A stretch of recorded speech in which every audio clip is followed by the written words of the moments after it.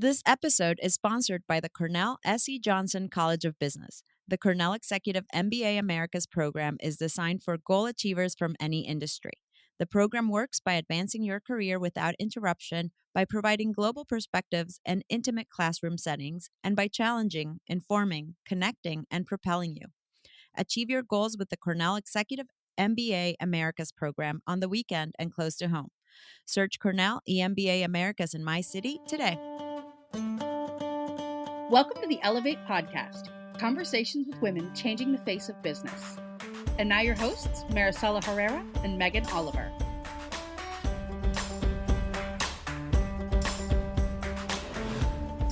Hi, everyone.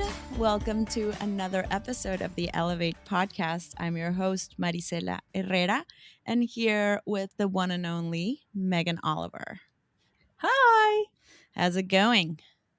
It's going well. Do you want me to be real? Be real. That's what this is about. Yeah. As you know, we talked about it in the stand-up meeting this morning. Because it was just, how's everybody doing?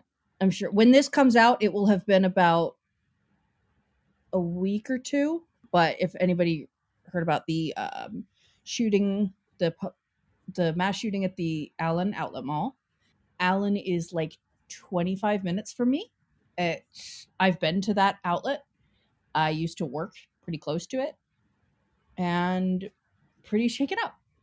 Which, it's just, I'm trying to find the words. It's just one of those things that, the whole community, it's just there aren't any words to really encompass all of the feelings. I don't believe that I knew anybody who was there that day, which is a blessing. My obviously entire heart goes out to all the families of those who passed. I believe it's 8 victims, one of whom I believe was a security guard doing the job that he was assigned to do, which of course I'm sure he never intended to try to stop a shooter, but there aren't really many words for what I'm feeling today. I understand that, Megan, and thanks for sharing. And I'm quiet because I'm here to hold space for you if you need that. We talked a little bit about this in our stand-up, and I think there's a few things here, right? One, the reality of guns in this country is a problem. Yeah. There is a massive, massive problem there that needs to be fixed, and we need government to fix it. We need laws that will control access to weapons. And look, I come from a country where, I don't know, my dad, my family, they all have guns. So like, I understand some of it. I understand the dangers of it. And we've seen time and time again that things are not getting better. They're just getting worse. And on the other hand, for companies, holding space for people like you who are going through something, who are being affected by it, is important. It's important that everyone has a chance to heal and take care of themselves and their mental health and their emotional health when tragedies hit. And so we're here for you. Yeah. Thank you. And everybody was very, very sweet in the stand-up meeting, even offering to step in and help me out this weekend. I think I'll be fine to work, but this weekend was not fun. Well, I mean, the weekend other than that was a perfectly normal weekend. I got to see Olivia. I got to do, got to see my family, hang out with my family. It's just that portion of it was hard. But and people want it to change. People want things to. Nobody wants this. Nobody wants this. And even if, certain governments decide to do nothing every single time, something has to change. And I will say, and I said this in the stand up, the Dallas Morning News is the local paper here, and they became more than fed up years and years and years ago. And they will run every story. They will put the obituaries on the front page. They want to raise awareness. They want change. And so hopefully with people pushing for change, our local media pushing for change, the national spotlight that this shooting has gotten, um, you know, it's one of those things that you just have to hope. And it's not the greatest feeling in the world when you're going to go out and you're like, oh, I'm going to go shopping for a Mother's Day gift. And your dad's instinctive words are, if anything happens, just run. Don't hide, just run. And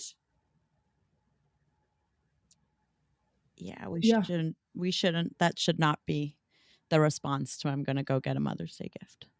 yeah, But yeah, that's I the agree. reality that we're living in, and it's unfortunate, and we need to change it. And I'm glad you say you have hope. You know me, I'm a little bit of a cynic. So my hope is usually less. But what I do know is that there are a lot of people, the majority of people, who want change, and that gives me hope. Yeah, that's pretty much where I have to put my hope at this point. Because I don't know how much, not to be too real here, I don't know how much hope I have left, but I kind of have to have hope. Um, and I see, we talk all the time on this podcast about God bless Gen Z. Gen Z is sick of this times a million. And I just have to hope that Gen Z just, I mean, we've seen them shutting down, you know, state, state houses where they say we stop talking about nothing when you can't even secure, we're not safe going to school. Right. And I I guess I just have to have hope in Gen Z and have hope that my generation doesn't burn out so much that they're unable to help them, but they'll help them. The millennials are just as sick of it. It's just that it feels like we're constantly fighting an uphill battle. But Yeah. yeah, there was one moment of very slight, there's not really any levity that one can pull from an event like this, but I know someone who knows someone who was there. He's fine, thank God. Obviously very shaken up, very traumatized, and is working through it. But he he did tell a friend that he said, I accidentally stole 2 North Face jackets. He was like, I didn't mean to. Like, just to be clear, I was not doing the thing where you're like taking advantage of the situation. It's just that he was at North Face and holding 2 jackets that he was looking at when it broke out. And of course, he started running. And that's what you do. And then it was after the fact that he realized he was still holding the North Face jackets. So sorry to the North Face and Allen in the Allen outlets, but like if you're down 2 jackets, it was a lot going on. I'm sure they understand. Yeah. I kind of love that though. We need some levity. And you're not thinking, right? Like Yeah. you're reacting. Of course, you're just gonna run. So it's a nice moment of levity for this horrible, horrible situation, and we're not laughing at the situation. We're just laughing at this little instance, and oh my god, hope he keeps the jackets. Yeah, exactly. It's kind of like I got super traumatized and messed up by this, but at least I got this neat jacket. God, that would Oh, be horrible. I would never be able to wear that jacket ever. I know. That's why I'm like, it's. I'm glad that he got the jackets, but also I'm like, what is the mental state with when you look at those jackets? You're like, I don't even know. Yeah. Oof. But yeah, just thank God that he's fine. Yes. Thank God that he's okay. And our hearts go out to all the family and people who were hurt. Yes, anyone who's hurt, because it's not just the deceased. It's also there were people who were hurt, and then also just tons of people were traumatized. Yep. And I just really hope that they can get the help that they need, because Well, if I spent a whole, let's not if get I started with the mental health situation in this country. oh my god, if I spent the whole weekend and if I'm still in a funk from this, from being in it's just in an opposite Dallas suburb. I can't imagine for those who were there. Yeah. And so my love also to the Ellevate DFW chapter as well. Anybody in DFW right now, my love to you. And Yes. it's a tough community. I'll say I found out about it while I was at a brewery with family, and there were still people out there looking kind of whenever it would come on the news on the TV, just looking kind of warily at it. Just it's a lot. Yeah. Well, should we get to what is going on at Ellevate this week? I know that's not much of a transition, but there's not really a transition to be made. There is not. But if you are having a hard time and want to be in a group of people where it is a safe space and you can just feel your feelings and be present, these places, these events, this is what we do. So in fact, I'd tell you, I kicked off our community circle for professionals in diversity, equity, inclusion, and belonging last week, and it was fantastic. I cannot tell you like how energized I felt after it, and I may or may not. I totally did cry during that. Um, Probably shouldn't be saying that because these are confidential, but I guess I'm just telling on myself, so it's totally fine. But they're great spaces for you to come with everything. We've been dealing with some tough situations, and it was the perfect moment for me to talk about it with my peers. So um, I invite you to come if you need that in your life. Definitely. So what we've got coming up we've got 2 roundtables this Thursday. Our regular Ellevate roundtable is going to be talking about creating a culture of belonging for your team. Kind of what we've been talking about here of how Ellevate has stepped up to support me. But there's belonging in about a million different ways. Super key topic. Just look out for that one. And then our entrepreneurs roundtable will be having a virtual networking elevated session. So that means that it's more of just like a networking event, which is always fun. Always fun. Yeah. Our community circles, we have a bunch of community circles this week. Starting off with our LGBTQIA this Wednesday, which is today, which I host. I will probably still, who knows, maybe I'll have gotten stronger by then. Not stronger. Maybe then I'll have gotten, a little further in the healing, but I will probably be talking about what I just talked about with them.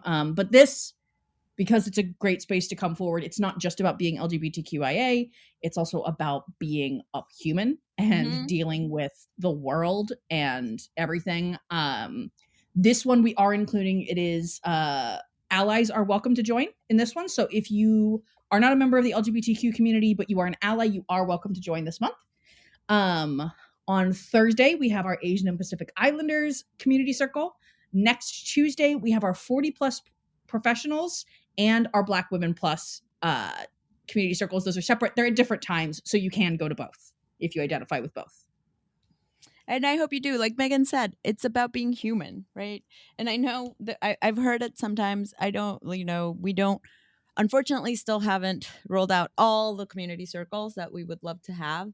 If you don't identify with any of these groups and you want to participate and look for a space like that, we have our remote and hybrid professional groups. We have our caregivers group. We have our professionals in DIB group that I talked about, and also our roundtables. I know we are talking about different topics there, but trust me, you will find people there who want to be there for you, who are there because we like to embrace our whole humanity. Just yes, definitely. Just yes. Yes. And if you're looking for in-person events, we have like a million this week.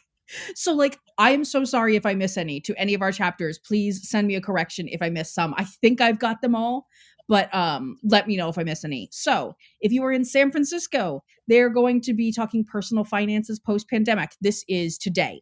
Everything I'm going to say for a little bit is going to be today. Houston is hosting a workshop about taking charge of your career. Orange County is hosting an in-person happy hour. NC Triangle is hosting a May Girls Night Out. Austin, Texas is hosting a giving back to the Austin community. New York City is hosting a Rising Leaders panel series about mind and body clarity. And Dubai is hosting a Leading with Executive Presence, insights from 2 successful leaders. That is all happening today. So if you're looking for networking today, literally you can just, and you're in any of those places, check those out. On Thursday, our Twin Cities chapter is hosting a Granite City networking happy hour. Our Los Angeles chapter is having an in-person happy hour in Santa Monica. Our Atlanta chapter is having a Wine Up networking mixer. Our DC chapter is having a networking happy hour with a view. And then skipping forward to Sunday, our San Diego chapter is having a May coffee walk. And next Tuesday, our Boston chapter is having an in-person networking at night. And I believe that is everything that is happening in the next week. Again, if I missed anything, I apologize, but I think I got them all. Our chapters are absolutely killing it. I'm going through right now in these weeks and having a catch up with all of them kind of one-on-one. And I am blown away by everything they're doing. So I'm sure there's more. Go to our site, ellevatenetwork.com, and you can check out everything that's upcoming near you, online, all the things. And because it's coming up soon, also big plug for our Mobilize Women Summit, which is happening on June 7th. It's a labor of love we've been doing for a few years already, and it promises to be a fantastic day. And it's free. You can sign up also at ellevatenetwork.com/summit. Speaking of people who are doing a lot and humanity and embracing who you are, our guest today is Liz Ryan. She is really cool. She's the founder and CEO of Human Workplace, where she's reinventing work with a human voice. So I nerd out on this, of course, as you always, as you probably already know. This is my jam. She's the author of Reinvention Roadmap, Righteous Recruiting, and Red Blooded HR. So several books. We go into a few of them, but mostly we just talk about making workplace more human. I hope you enjoy.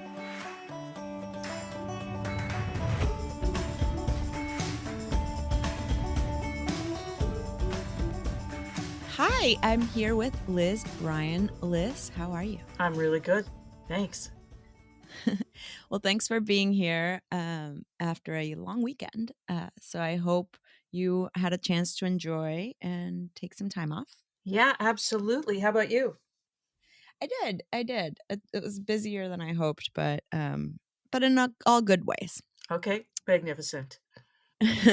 Well, Liz, as I was telling you before we got onto the recording, I like to start this always with the big question. Sure. So can you give me a little bit about your personal background and how you came to be where you are today?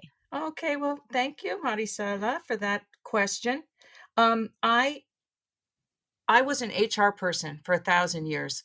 My original training was opera. I'm a classical soprano. Ooh. And but like a lot of musicians, I just kind of wended my way into HR, and it's amazing how many HR people are musicians and performers. But anyway, I guess there's a similarity, right? Because in HR, you're trying to create an uplifted emotional space, and it's the Mm-hmm. same thing in the theater. The first time I went in an office, my dad's office, I thought it looked like a stage set. It kind of does, you know. And Interesting. so I fell into HR, and I was an HR person for 1,000 years, and I loved it. But I really, really saw that things were changing dramatically, slowly but dramatically, in the way work gets done. And I felt like we needed to really equip people, both the folks who are looking for jobs and who are doing jobs, and their leaders, because it is momentous just in one generation how work has just completely all the systems have completely changed, and we need to change with them. And so that's why I started my company, Human Workplace, to bring out that human side of work. So I know I'm going to have So many questions for you because this topic is something I'm extremely passionate about, which is Beautiful. can we make workplaces, can we make work culture more human? And it's I love that that's the name of your company. Um how so you say, you say like work has changed and work Yes. environments have changed. Yes. Can you like give me some ideas of what you see as the most like The maybe biggest the biggest changes. changes? Yeah. Okay. Maricela, have you ever seen the long running cable show Mad Men? Of course. Yes, right? Fabulous show. Yeah. Fabulous show. Some horrible people, but great show. Yes. And some really good people too, let's be honest. Just a wonderful show. And that's the world. I'm the same age as the younger Draper child, the little Oh. boy. So that's my perspective. My dad was Mm. nicer than Don Draper, but he was an advertising guy and went to New York on a bus or a train every day to go to work. And so I grew up like this is what dads do. And most of the dads did do stuff like that when I was a kid. And the moms didn't work for the most part. Or if they did, they had some little job like to, keep busy and make a little money. And it was very sexist, obviously. It was very, Mhm. we could talk a whole nother conversation about the all of the cultural stuff, the racism and there was homophobia wasn't even on the radar screen. It was just a Right. different time. But the thing is, the question is, why did that system, if you will, last from really it really boomed after World War II, but it started long before that. That sort of American industrial, way with the organizational hierarchy handed down from they call the Taylor Weber model based on the military, somebody at the Mhm. top, and then there's somebody a level below them, and there's people below them. Because for the people who had something to say about it, it worked, right? For the people Right. who had a vote, it worked. And so it persisted. And I came up in that weirdly, the tail end of that system. I asked my dad like numerous times when I was a kid. He worked for the same company 35 years and then took early retirement to start a business with my mom. God bless them for doing that. But I said, you know what? It's no offense, Dad. It looks a little bit boring. You wear a suit, you go into that elevator every day. Like, is this cool? Are Right. you happy with it? He said, I love it. He said, I love my coworkers. I love what I get to do. It's absolutely great. And the company is so amazing to me and all my coworkers. For Oh, 35 years, he said that, Maricela. This is not something you hear now for 35 years. no. The attachment of the owners of the company to the environment they created and were proud of was a huge part of their what was gratifying for them at the time. I was blown away, even 5 years old, by the Christmas parties they would put on for the kids and entertainment and nice, goodie bags and like, wow. Mhm. And I have a letter somewhere that my mom kept that the president or some higher up in my dad's company, big ass company, excuse my language, sent her when I was born, and I was the sixth kid in my family. So that means he sent 5 previous similar letters, very personal. Dear Barb, my mom's name. Congratulations on the new little one, Elizabeth, and oh my gosh, and you and Jerry are such an important part of our what? This is how it Wow. was. Not for everybody, not for everybody. Quick to Right. say, my dad, white man, come on, it makes a difference. Then is now. But then for a subgroup of people, it was cradle to grave. And that's why so many of the systems that people are pushing against now and saying this isn't cool, this doesn't work, were okay. It was a good deal. It was a really good deal. My parents lived on that company's health insurance 30 years longer after my dad stopped working. Where on earth Mhm. would you get that now? So Right. so the deal was a good deal and it's gone. And so our systems have to change. Work has become a series of gigs. Even Mm. if you work full time, look at these layoffs that have just taken place. There's no there is nothing to grab onto and hold onto. We still ask our employees to invest in us as employers, but why would they? How could they? They can't afford to invest in us because the rug can be pulled out from under their feet at any moment. So we have to shift everything that we do in terms of recruiting, how we lead people, how we communicate with our employees, and how we try to engage them, because we can't pretend that it's still that old world where engagement wasn't even a topic because it was obvious. Who wouldn't be engaged? Who wouldn't be? And so this for me is you can see it's very personal. And I hear from so many HR people and leaders saying, I want to shift the way we in our company, or certainly me as a manager, me as an HR person, how we talk to employees, how we listen to them, how we try to understand what's important to them and give it to them.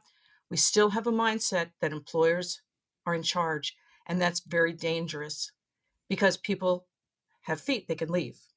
And Right. if they don't leave, they can stop caring, and that's the worst thing that can happen. They're there, and it's not a thing to blame them. We don't need to talk about, oh, what's the one I saw the other day? Bare minimum Monday, a new threat to employers. Oh, stop. Oh, come on. Just please now. I have not heard of that That's one, a but new one. It's out there. I saw it on Twitter. I said, oh, give me strength. Come on. First of all, as employers, we need to feel if we create the environment is going to be what we created. It's a work of art, right. right? So if we want people to be part of it and to give their best, all we need to do is create that. You've heard the thing. They say, when the garden doesn't grow, you don't blame the lettuce. Can't blame the lettuce for Mhm. not growing. We were in charge of the sun and the soil and the rain or the irrigation. It's the same thing. And so we have to shift. We have to become more human just to survive. And that goes for big and small corporations. There is not going to be a workforce ready to step into, this new arrangement with no job security. The United States is the only industrialized country that has no employment contracts for employees. Only one. Mhm. Only one. And so how do we talk about that? How do we address that as a business issue, as a leadership issue, as a human issue? And we're not going back to that post-war Mad Men thing, but what is the new model and how do we step into it as individuals running our own careers and also as employers? The conversation of this Mad Men world, like you're ironic, like I'm a little mind blown, and it just makes me think, because I had never actually thought about it that way, but it's true, right? Like back in the day being a long time ago, uh, yes, people were in their companies for longer. The setup was different. It almost, as you're talking about it, it almost feels like we've gone backwards instead of forward. Literally true. When I was a young HR person, which is just when Madonna was the big sensation in the pop charts, okay? Um, all they talked about at HR conferences, all they talked about was what was called the fraying social contract. That was the big topic. I was all ears. I didn't know anything about Right. HR. Tell me what I need to know. Fraying social contract. What does it mean? The social contract was the unspoken deal that my dad got and all of his Mhm. coworkers. It was unspoken. Come and put in, time and grow with us and we will take care of you. And they did. And so what they were teaching about in the 80s when I was starting out in HR was this social contract is fraying. It is going away. It's going to disappear. And how are we as employers going to deal with that? Well, how would you deal with it? You would change the way you recruit. You would not put people through 10, 12 interviews for a job that might not even last a year Right. through no fault of the employee. You would not pretend, is what I'm saying, Maricella. You would not pretend that nothing had changed. That's called gaslighting. And people can see through it. You would not say, you're a little bit behind on one of your metrics. You better get that up. You better bring that up, because the natural response would be, just as humans, or what? No offense, but Right. or what? It's not 1962. You can't manage through fear anymore. the tiniest hint of that you're out of favor with your employer back in the Mad Men era, and even in the show was like, oh no, this is bad. Now it's like, yeah, okay, so I could get another job if I need to. So you can't treat me like a child because I'm an adult and I could get another job if I need one.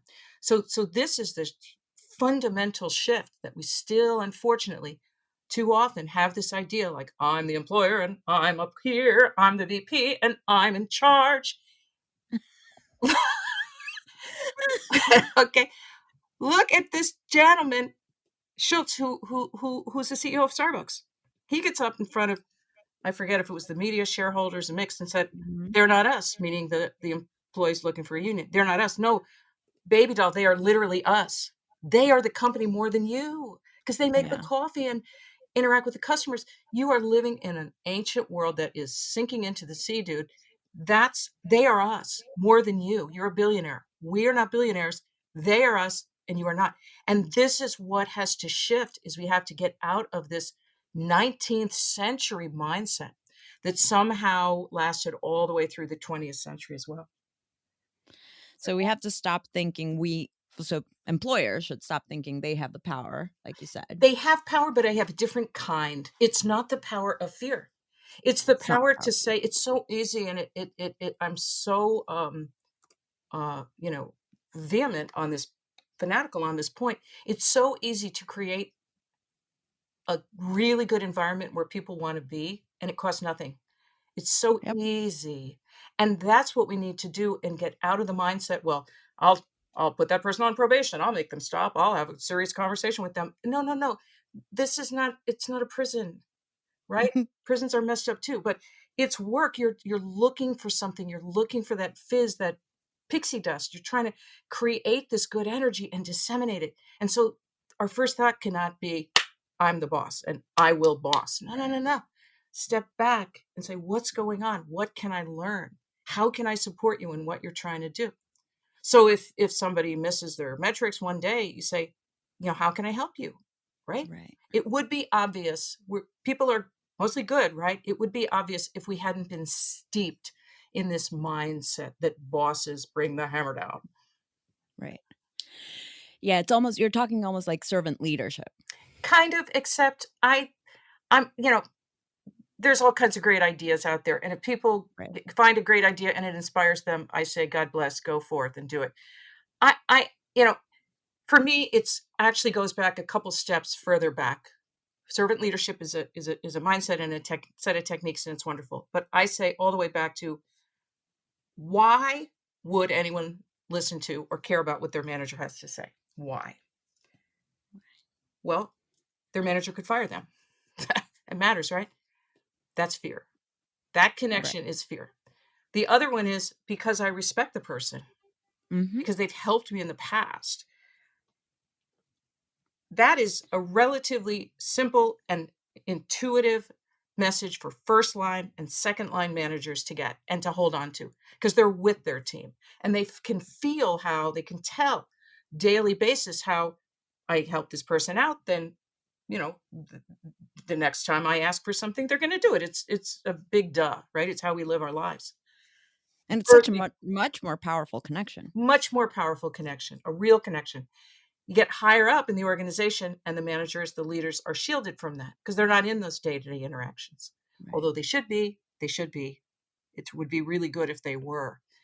And so it's easy for them to say, well, it doesn't matter. You're just going to have to tell this entire group of employees that those days are over and they're going to have to toe the line. And okay, so, but that's abdicating your responsibility, which is to create an environment where it's easy to manage, easy to lead, and easy to come to work. Our fear gets in our way. And a big part of that fear is, honestly, fear of not meeting the yardstick set by Wall Street. And this is, every CEO of a public company that I've worked with, eventually they came around to, well, Wall Street needs me to produce these short-term results. Right. So they're fighting, because short-term results are great, but they conflict with this idea. In some ways, they conflict with the idea of creating a really wonderful human workplace. You're going to have amazing long-term results, but probably every single quarter, you're not going to necessarily hit every single number that you want to, Right. because anything new is an investment, right? Not a Right. You're financial looking investment, but investment in energy. Yeah, you're looking at the short term and sacrificing a lot of what could be the potential of Yeah, the and long. it's there's an incredible opportunity, though, incredible, massive opportunity for small organizations and larger organizations, and certainly anybody whose stock is not publicly traded, just to Mhm. immediately begin to look at their practices and their communication and see where they could humanize those things. And for working people, the opportunity is to run their own career. That's where their power is running their own career according to their own needs and desires and preferences, which is also out of the traditional box or frame. Right. Yeah, I have a couple follow-up questions for Liz. So, for a while after COVID, I kept saying that companies' biggest learning from these years was that people are people. And for a minute I believed it. I believed companies were really thinking, maybe these people are humans, they're not numbers. We should treat them as humans and, what you're saying, build this in a different way. Yet now I'm sad. I'm a little saddened, to be honest, because I've talked to certain companies, and what I hear from them right now is the bottom line is the only thing that matters. Do you think there was a shift in COVID, like after COVID, to more of a human centric? And are we going back from that? Or really it's just a blip in the nature of change? I think that's a brilliant question. I just saw something actually a little bit ago. Was it time.com? Talking about that, it was a blip, and leaders are going back to batten down the hatches, come on, cracking the Yeah. whip and all that kind of stuff. Um, Look, at when employers sent people home wholesale, no preamble, no planning, no nothing. If your home is conducive to working at home, great. And if it's not, deal, because this is how you keep your job. It was really obviously incredibly disruptive to everyone. And Right. and there's also a deadly disease, circulating. So there's that. People are Just to trying add that. just that other thing. So people are trying to manage all that. And you know what? They did it brilliantly. They really Yeah. did. Companies had some of their best years ever during the pandemic. And it's not all businesses, obviously, incredibly hard on restaurants and bars and lodging and so on. But employees came through. I mean, they came through. And what happened was afterwards, some employers, thank God, said, just stay home then. It doesn't matter. We saw the light and we realized it doesn't matter. And others, Mhm. unfortunately, snapped their fingers and said, back to work with you. Goldman Sachs sticks out in my mind because this guy said, y'all have to come back to work, and you must. And when they were supposed to come back, 50% of them didn't. And I Right. think it's interesting that, you know, they called his bluff. And what could he do? He's not going to fire 50% of his workforce. It's it is changing, and it is not employers necessarily in charge of the change, Maricella. That's really what I'm saying. We Right. have to adjust and align as employers because we are not steering the ship anymore. If we would have employees in some kind of such an unfortunate situation that they have no choice but to work for us, that would suck also, because it would mean that everybody is at our organization not by choice. What are you Right. going to tell the shareholders? Yeah, nobody likes working here, but they have to, so ha ha on them. I mean, you look, eventually you have to step out of fear. You have to step out of fear and say, I hire these people, I trust them. The idea that anybody would make the argument in this day and age that a white collar, so called knowledge work job would require 5 days in the office, unless there are literally customers physically coming in to see you, is absurd and insulting and ridiculous. And it's indefensible, and it's all fear. You said the operative word there, trust. Yeah. I feel like it does come all down to trust. in one way or another, and it comes both ways. Absolutely. So, do you think in any way, and I've been curious about this because we do see now probably the most mixed generations in the workplace that we've seen in forever. Oh, in terms of age group. In Yeah. terms of age group, like Okay. we have a very broad range of people working and in the workforce, and we have Gen Z coming into the workforce. And we heard this when millennials were coming into the workforce, and like, how is that going to change the way work is? I Yeah. guess. Yeah. Do you think this part is also, I don't know, what impact does it have as we're seeing Well, it's the what are the youngest people called? Gen Z? Z. Yeah. Yeah. I mean, nobody could be surprised that Gen Z is skeptical, and that they are not willing to make the deal that their parents or grandparents made. Of course, they're logical about it. You can't make that deal because that deal went away. It eroded. That's that fraying social contract thing we Mhm. talked about before. It is not a good deal. They have to keep their eye on the external job market, and they will leave a job for any reason they wish. And by the way, that's also really prudent. One of the pieces of the gaslighting, Maricela, is that we have had two sets of rules, one set for employers and another set for employees. Employers are supposed to think about money. That's the whole reason they're in business. Let's talk about money. What'd you sell for me today? Money, money, money, money. Right. Let's talk about the budget. Employee who says, I'm just thinking practically like a business person. I'm thinking about money. I got to have an extra $8,000 in my paycheck. How dare you, you ungrateful little swine. It's so unseemly. You're not supposed to talk about money. Why would you be thinking about money? I thought you were engaged with the mission. I'm engaged with my light bill. I got to pay my bills.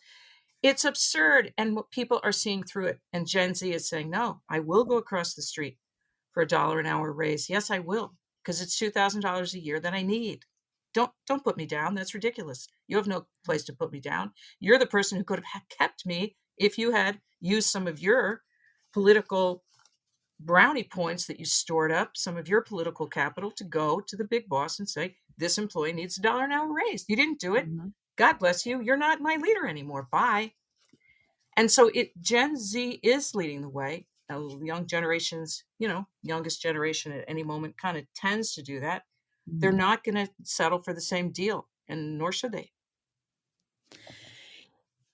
I was going to ask, you talked first about managers and how that building that trust and that relationship versus fear is important. And I think you just answered what the question I had, which was like, okay, so managers can do that by leading through trust, through empathy, through, not fear. But how do you then make that change go further within an Right, organization? right.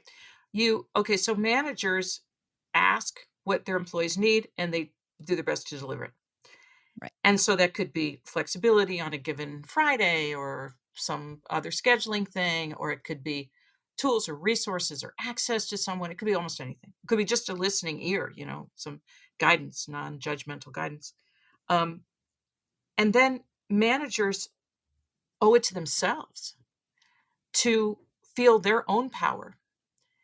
I was fortunate as an HR person because I didn't know that there was any dogma or any structure or mindset in particular around speaking up. If I saw Hmm. something that needed to shift in the company, I didn't know anything else to do than talk to my boss about it and say, look, we have to change this. It doesn't work. And, the employees are not good with it, and we have to do something. Or we have to anticipate an issue that is emerging and we have to get on it. And you have to do it. You have to tell the truth. Here's this executive. Maybe they're an executive, but they're a bully and a jerk, and it's not cool. And we have to deal with it and potentially get rid of them. And if you don't use that power that you have, you will never get any more. That's what I learned. I Hmm. remember half a dozen times feeling like, okay, I'm going to go say something to my CEO right now that I could actually be gone. I could be out of here. And that has to be okay with me, because how else can I be any kind of cultural leader in the company? How can I run HR? if I'm not willing to risk my job over the right thing. And I have to believe that if I had lost my job, I would get another job. Managers have more power than they think. We all have more power than we think. But managers in particular can band together and talk about what's working and what's not working, and they can use their voices together. I think, honestly, more than they do. The fear of, oh no, I don't want to be tagged difficult or whatever, really, really hamstrings people. And it hurts them personally. It hurts them professionally. Because really, your vocal cords are like they're not a muscle, but they function like a muscle in that the more you use them, the stronger they get.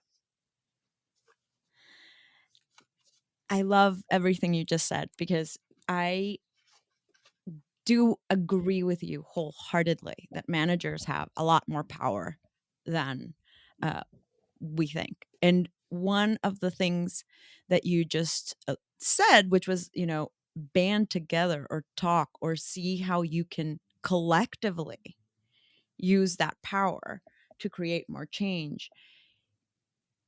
I mean, that's how change happens. That's how change happens. It's really true. Talking about it. One of the weird one of the artifacts that we have carried forward from 100 years ago is the idea that we don't talk about the big thing, the elephant in the room. Mhm. We just don't name it. We don't talk about it. And people will write to me all the time and say, I did talk about it. I had 6 other coworkers say, you should really talk about that thing that we're all upset about. And I'll back you up 100%. Then we go in the meeting and I talked about it and nobody backed me up. They sat there looking at the ceiling like they had no idea what we were discussing. Mhm. And I said, hey, look, everybody's on their path and you're at a little further point. You have a little less fear. God bless. Don't be mad at them because they wimped out at the last minute. They remember how physically horrible it feels to be in fear. Like the bottom's going to drop out from under. If I do what I said I was going to do and reinforce this person who's naming the elephant in the room, that feels like mortal terror to me. And I'm going to be embarrassed about it later, just in front of myself. So, coming out of a meeting like that and having button your lip instead of speaking your truth, it's going to hurt you. And it's going to wormhole its way into your head over time. It's going to say, I'm not Oh going to yeah. do that again. The next time I am going to speak up. And so, here's to the people that do name the elephant in the room. They're actually growing muscles that will just never fail them throughout their careers and the rest of their lives. It's such an interesting topic. I love the idea of thinking it as a muscle, as, really exercising and almost building that skill of speaking up. The more you do it, here's what happens. Your wiggle room gets bigger. You actually expand the borders of the box that you are in. When you say more things, not random, Right. unreflected things, but when you say smart things that needed to be said, that is literally how you grow credibility and confidence. The two things that we need more than anything to prosper in this working world. You grow your own credibility and, by the way, visibility and Yep. confluence and confidence. And that's how you get influence. You don't get influence from subject matter expertise unless you deploy it in those critical moments when it matters, and especially speak up when it's hard to do. It's only hard to do. It's only excruciating the first time, quite painful the second time, kind of okay the third time. It's like anything else. It's like anything else that feels challenging at first. Maybe when you're a little kid, it was jumping off a diving board. Now it's speaking your truth at work. It gets easier and easier until it's the obvious thing that you do, and it's an automatic reaction. And that's how you get to be credible. And we have to keep in mind, only the people who get you deserve you. Not all these people deserve you, only the ones who get you and resonate at your frequency. So there is no benefit to going out and trying to please the whole world. You won't, it's impossible, and it's a misuse of your power. Liz, I want to quote everything you're saying. Oh, that's so kind of you. I'm so glad to be talking with you about this today. Yeah, it's I always say that there's a saying in Spanish, which is "no soy monedita de oro," which really literally means I'm not a gold coin. So not everyone's going to want me. Right. That's so beautiful. It's true. It took me ages to get that through my head. I was a big pleaser, and I thought that I had failed somehow if everyone didn't think I was okay and I wasn't acceptable to everyone. And I just couldn't reconcile saying what needed to be said with Right. keeping everyone happy. And I realized that, there's way more people that are going to not get you in the 8 billion people on earth than people who are going to get you. And that's fine. The other people, well, that's fine. They should live a long and happy life. And things may change. They may change. We may change. It's all fine. Everybody's on their path, but it's that there is no benefit to trying to shift yourself or squeeze yourself into a little box to try to make somebody else happy. Yeah, and look, we're talking about this, and I can't help but think of minorities as a Latina. Like I know that it is harder to sometimes talk. There's a lot of other barriers with Yes. being racism, being whatever. We talked about homophobia not being Yes. even a thing back in the day. So I do want to acknowledge that it is harder for some groups to talk. Yeah. And Okay. Here's the thing, though, Maricel. This is what I found, and you're absolutely right. Of course, structural barriers. I mean, right. right? We could teach a grad school course on that. I'm sure. I mean, you could write books, and maybe you have. I'm not sure. Have you written a book on this yet? No, but I would really want Such to. a great idea. Structural barriers. When we stand sort of outside the system, let's just say broken systems. When we stand outside and look at them, and our what's outside is different for every person, right? We're imagining Right. some neutral pedestal that you can stand on and observe this and say, okay, well, it's broken. I mean, it's it's not just the workplace. These barriers are everywhere. Mhm. um, and they're old, and they're embedded, and they're reinforced in many ways, and it's awful and unfair, and in many cases illegal and all that. But judicial system has its own stuff. Okay, fine. um, so how are we going to change those wholesale? Well, one-on-one interaction, obviously, Yep. visibility at a broad scale, institutional reinforcement of marginalized people, marginalized communities. Lots of ways we can think of, lots of really good things. Obviously, voting for legislators who have the right idea, and are going to Right. support. Okay, so all that stuff is fantastic. It's amazing and essential. And then once again, Gen Z to the forefront, right? To the forefront. My youngest is 10 years younger than my oldest child, and they're all pretty aware of the world, and I'm super happy with all of them and their thought process and their perspective. But the youngest said, Mom, at least speaking about homophobia, like, we don't care. Like, we don't know anybody who cares. We don't know Oh, anybody God who, love Gen Z. he said, we don't even get it. Like, it's gross, and it's an old person thing, because we don't, who, what, I don't care.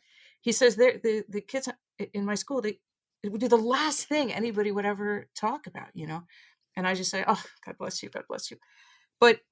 But so standing outside, looking at from a broad perspective at these broken systems, we can say, here's the problem. It's vast, deep, and wide. Here are things that we can do and will do. My perspective is on an individual level, I guess, because of being an HR person, and now being a sort of a internet career advisor and leadership and HR advisor. People come to me often through email with their specific problem, or consulting, coaching with their specific thing. And for at that level, at that vantage point, with a person in their struggle and in their place of where there's an obstacle in front of them, the awareness of the structural barrier is, you know, it's a big deal. It's part of the Mhm. obstacle, or sometimes the whole obstacle that they face. But they still want to know how they personally, with their specific facts, with their specific needs and desires, can get over, around, under, or through that obstacle. So, in other words, the structural barriers exist. Mhm. Racism, misogyny, homophobia, we could go on and on, ableism, ageism. and they're awful, and we need to do so much about that. But at the individual level, I hear, unfortunately, a lot of folks saying, specifically people who are not a member of a marginalized Mhm. group, "Well, not everybody can use your approach, Liz, because people in marginalized communities." And I wanna say, that's about the most privileged thing you could say to someone who faces hurdles and obstacles that you don't is, "Oh, well, you couldn't possibly overcome it." Right. They're asking me how to do it. And so I'm saying, "Okay, so here's what I recommend." In the case, let's take a job seeker. Can we name groups of people, starting with Latinas? It is just harder. Is just harder, right? Yes, of course. It would be insulting to say otherwise. So what can she do?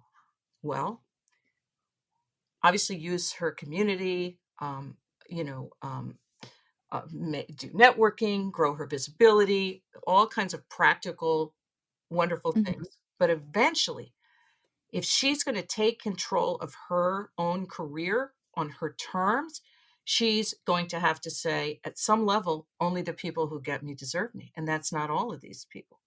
And Yeah. I'm going to focus on what kind of pain I solve for employers, how I have done that successfully before. I'm going to look for people who have that pain. I'm going to reach out to them, not saying I'm a job seeker, and here's me and here's my qualifications for you to line up and compare to every other job seeker going after this job. But I'm going to talk to you about what's more fundamental than anything in the job ad, and that is the pain that I believe you're dealing with. I have a hypothesis, and that is that you need help with this, and we should talk about that. And that is certainly not a panacea, but it goes a long way. Completely changes the conversation. It Mhm. should be more vendory, more of a consultative conversation. At that point, they literally cannot afford to care if you're Latina or not. They can't afford to care if you're over 50 or not. You're talking to them about a topic that is closer in, more closely held, more sensitive, but more important. That takes a different approach, obviously, than the standard job search approach, and a little more confidence. So at the end of the day, what we're all working on is ourselves, our own muscles. Mhm. If you want to organize at work, if you want to lead a campaign, specifically around institutional barriers, if you want to run for office, you still need those same muscles. Right. It is you exercise the muscles by doing it, right? That's the So, way, and the helping other only people way you do it. can get through these hurdles is going through. Yeah, it's, there, it used to be possible to play it safe, and it still is in certain sectors, maybe some government jobs. Head down, like a strategy, right? Just keep my head down, stay out of trouble. Okay, fine. But most jobs you can't do that. Or you can do it, it doesn't work. It doesn't get you anything, and it actually can weaken you, right? Your muscles atrophy if you don't use them. Right. And what happens is when you're in the wrong place and they're not treating you appropriately, we think I can tough it out. And we can in one way, and that is that we can physically make our feet walk to that place, get off the train, whatever, and go to work. But in another way, we can't, because the same way the employees are in charge, really, and not the owners, or it sounds completely weird and not true, but in a sense, it's really true, right? There's a lot Mhm. more employees. There's certainly a lot more customers than there are leaders of corporations. But your body is in charge, not your mind. So if you force your body to do the thing it doesn't want to do, continue to work at the wrong job, it's gonna speak up at a certain point. It is Right. going to let you know, and it's not going to be pleasant. I was ended up on a stretcher going to the ER. That was my wake up call. It was super painful and embarrassing. So that was my wake up call to quit my last regular full time job. And your body is not going to be cool with a situation that's dangerous for you or harmful for Mhm. you, and it's going to speak up. So this idea that I can put up with it and I'll keep my mouth shut and I'll be a good soldier and I won't say anything, it ends up hurting you in many ways. It hurts you physically over time. It hurts your sleep, your relationships, and it hurts your actual brand and your connection to yourself. Yeah.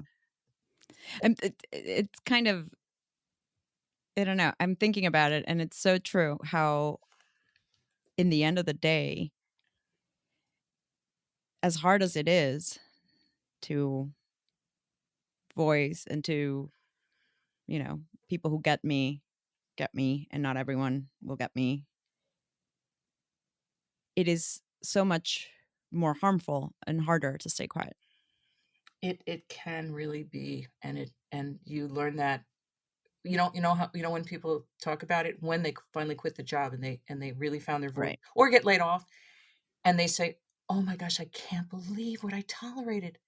Actually can't believe I went into like a stupor and I just put up with the most horrendous behavior. I don't know what I was waiting for or what I thought would change. Nothing, none of it was going to change."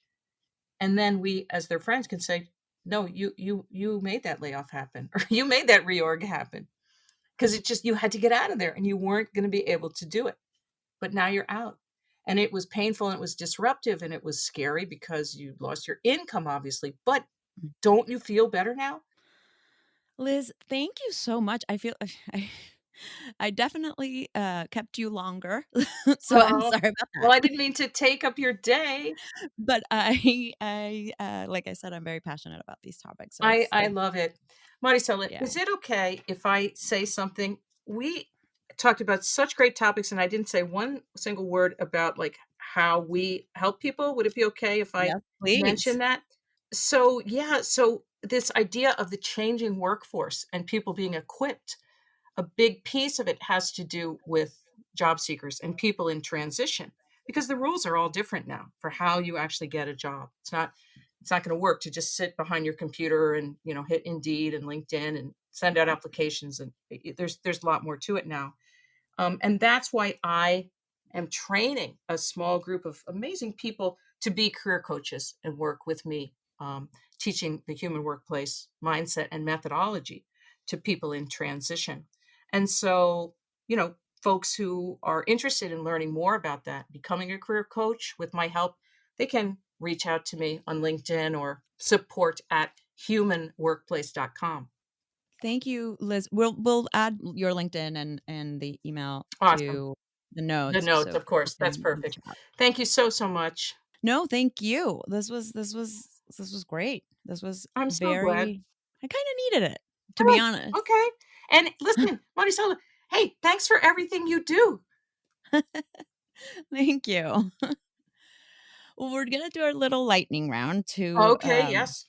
keep it end in a light note. Okay, So get ready. I am. Does pineapple belong on pizza? Um, belong is such a strong word. Somebody likes it, they should eat it. Wouldn't be my cup of tea, but it's, if you like it, enjoy. Would you rather explore the bottom of the ocean or outer space? Oh my gosh. I'll go with the ocean. At least it's on Earth. Not so much of a space person. Dream dinner guest. My dinner guest? Hmm. Oh my gosh, dinner guest. Yikes. Um, I am going to go with all I can come up with is Oscar Wilde. Can it be a person from history? Yeah, Okay, we'll absolutely. we'll, we'll go with Oscar. Yeah, he would be a good. I've never heard that one as a choice, and I think he would be a really good one. Favorite recent read? Favorite recent read, Humankind by Rutger Bregman. I haven't heard of that one. Oh, it's good. I'll look it up. And finally, what's one thought you'd like to leave with our listeners? I would mention to your listeners that they have more power than they think. They really, really, really do. The thing is, nobody has your story, and no one ever has had your story. No one ever will. That's very powerful. Thank you, Liz. This was great. Thank you. I really appreciate it. And we're back. Liz is really great. She's so cool. She's I reach out to her based on just like she's so cool on LinkedIn, and I was like, "Do you want to be on the podcast?" And she was like, "I would love to be." And I was like, "Yes." I always have so much fun with these people who nerd out about the same thing that I do, because it's just, I don't know, it's theirs. There's so much to learn. I have learned so much through this podcast. I can't even begin to explain it. So Yes. hope you all are also enjoying listening to it as much as I am enjoying building it out. Definitely. So let's get to our history makers. This week, we have Kristen Newschafer became the first woman to win the Golden Globe race, which is a sailing race around the three Great Capes of South America, Africa, and Australia. And that sounds exhausting. Whoa, that sounds awesome. I want to do that. Yeah, I have to admit, when I first read about this, because it's this Golden Globe race, and so at first I thought it was about the Golden Globes. Yeah, I was like, same. didn't this happen a while ago? But then I was like, oh no, this is a completely different thing, and it's no shade to anybody who's won a Golden Globe, but this is way cooler. It is so cool. Joanne Nauman became the first woman command sergeant major of the U.S. Army Special Ops. Kristen Mays Corbett became the first Black woman chair of the YMCA Board of Directors. Dong Hong Huan became the first woman to climb all 14 of Earth's mountains over 8,000 meters in height. Holy cow. I know. I was like triple checking that one, where I was like, I wanted to make sure I got the wording right. And I believe I did. But I was just like, you want to talk about also exhausting. Love it so much, though. Yeah. Michaela Hood became the first Black woman canine handler in the Birmingham Police Department. Aww. I know. Why did it take so long? I don't know. I'm like, what? That is like, I don't know. But she gets a dog from it, so congratulations. Linedy Janau became the first Latina to star in an Andrew Lloyd Webber musical. Also really cool. Also, why did it take so long?